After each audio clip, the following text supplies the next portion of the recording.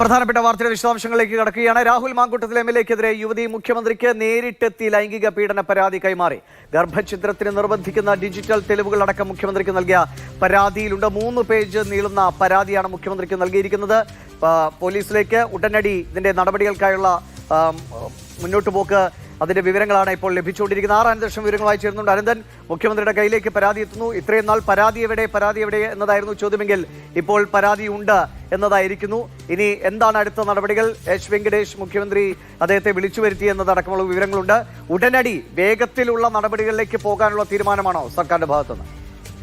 ദിവിഷ്, രാഹുൽ മാങ്കൂട്ടത്തിലിന് കുരുക്ക് മുറുകുകയാണ്. രാഹുൽ മാങ്കൂട്ടത്തിനെതിരെ യുവതി പരാതിയുമായി രംഗത്ത് വന്നിരിക്കുന്നു. ഗർഭചിത്രം അടക്കമുള്ള ഗൗരവമായ ആരോപണങ്ങൾ, നിർബന്ധിച്ച് ഗർഭചിത്രം നടത്തിച്ചു എന്ന ഗൗരവമായ ആരോപണങ്ങൾ അടക്കം ഉന്നയിച്ചുകൊണ്ടാണ് പരാതി നൽകിയിരിക്കുന്നത്. ഈ പരാതി നൽകിയതിലെ ഏറ്റവും വലിയ പ്രത്യേകത, സംസ്ഥാന മുഖ്യമന്ത്രി പിണറായി വിജയനെ നേരിട്ട് കണ്ടാണ് യുവതി ഈ പരാതി നൽകിയത്. ഇന്ന് വൈകിട്ട് 4 മണിയോടെയാണ് പെൺകുട്ടി സെക്രട്ടേറിയറ്റിൽ മുഖ്യമന്ത്രിയെ കാണാൻ വേണ്ടി എത്തിയത്. 4:15 മുഖ്യമന്ത്രി ഓഫീസിലേക്ക് എത്തി. അപ്പോൾ പെൺകുട്ടി ഒറ്റയ്ക്കാണ് കൂടിക്കാഴ്ച നടത്തിയത്. താൻ രാഹുൽ മാങ്കൂട്ടത്തിൽ നിന്ന് നേരിട്ട അനുഭവങ്ങൾ, പീഡനങ്ങൾ, മാനസിക ശാരീരിക സമ്മർദ്ദങ്ങളൊക്കെ മുഖ്യമന്ത്രിക്ക് മുന്നിൽ വിവരിച്ചു. മുഖ്യമന്ത്രി പരാതി നൽകാൻ തയ്യാറുണ്ടോ എന്ന് ചോദിച്ചു. മുഖ്യമന്ത്രിയുടെ മുന്നിൽ ഇരുന്ന് തന്നെയാണ് യുവതി 3 പേജുള്ള പരാതി എഴുതി നൽകിയത്. അതിനെ തുടർന്ന് മുഖ്യമന്ത്രി ആ പരാതി പരിശോധിച്ചു. അതിനുശേഷം ADGP ക്രൈംബ്രാഞ്ച് എച്ച് വെങ്കടേഷിനെ മുഖ്യമന്ത്രിയുടെ ഓഫീസിലേക്ക് വിളിച്ചു വരുത്തി. എന്നിട്ട് പരാതിയുമായി ബന്ധപ്പെട്ട കാര്യങ്ങൾ സംസാരിച്ചു.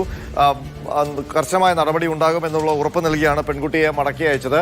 ഇപ്പോൾ പോലീസ് തലപ്പത്ത്, ക്രൈംബ്രാഞ്ച് തലപ്പത്ത് ഈ യുവതി നൽകിയ പരാതിയുമായി ബന്ധപ്പെട്ട് എന്തൊക്കെ നടപടികൾ എടുക്കാമെന്നുള്ള കൂടിയാലോചനകൾ നടക്കുകയാണ്.